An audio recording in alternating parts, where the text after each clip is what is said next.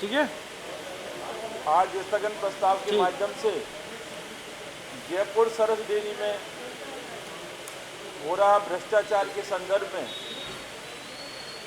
हमने सरकार से मांग की है कि जिस प्रकार सरस डेयरी में प्रबंधन के द्वारा दूध में मिलावट, डिटर्जेंट पाउडर, यूरिया, तेल और अन्य केमिकलों के माध्यम से पूरे जयपुर शहर यहाँ तक पूरे प्रदेश में जयपुर डेयरी का प्रोडक्ट दिल्ली तक जाता है, तो आम लोगों को एक दूध नहीं जहर पिलाया जा रहा है।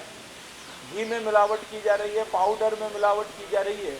और एक सरस डेयरी में विजिलेंस की टीम भी है। विजिलेंस टीम का काम है कि मिलावट को रोकना।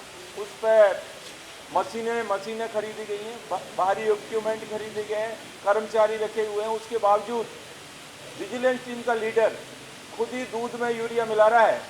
और जब उसको पकड़ा गया, पूछा गया, तो कहता है कि भाई ऊपर के इशारे पर, ऊपर के उच्च स्तरीय प्रबंधन के द्वारा मैं काम कर रहा हूँ। बाद में वो पलट जाता है। तो इसी प्रकार इन विजिलेंस टीम के अधिकारियों द्वारा, प्रबंधन द्वारा खाली कैनों को भारी कैन के दूध की जो होती हैं उनको खाली कैनों का भारी कैन में पेमेंट किया जा रहा है।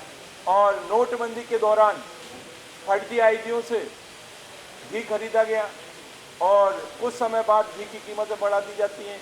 तो उसमें व्यापारी इंस्पेक्टरों ने फर्जी आईडियों से काफ़ी मात्रा में घी खरीदा और व्यापारियों को मुनाफा दिया गया। इसी प्रकार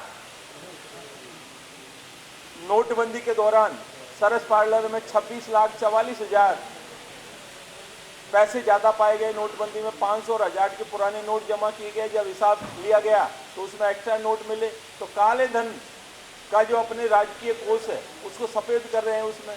तो एक तरह से राजकोष का दुरुपयोग हो रहा है और काले धन को सफ़ेद किया जा रहा है। ये पैसा किसका था, कहाँ से आया, इसकी भी कोई जांच नहीं की गई।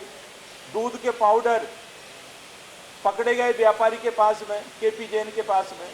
और उसके बाद में जब जांच कमेटी ने देखा दूध की डेयरी में, तो वहाँ भी 3 कट्टे कम पाए गए, 45 का कट्टे का डिफरेंस। ये भी एक सवाल पैदा करता है कि क्या मिली भगत से, व्यापारी और प्रबंधन की मिली भगत से ऐसा हो रहा है। और एसीबी में जांच होती है और जांच में तुरंत जिस अधिकारी को पकड़ा जाता है वो बहाल हो जाता है।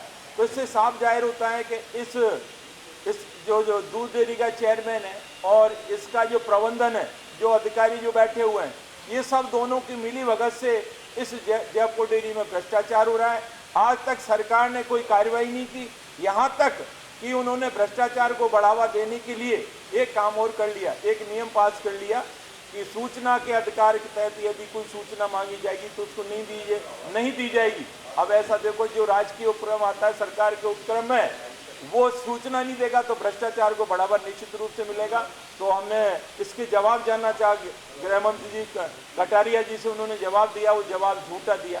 हर बात यही कहते हैं, मैं बोल रहा हूँ अपराधी पकड़ा जाएगा, इसमें भ्रष्टाचार ही होगा, वो बख्शा नहीं जाएगा।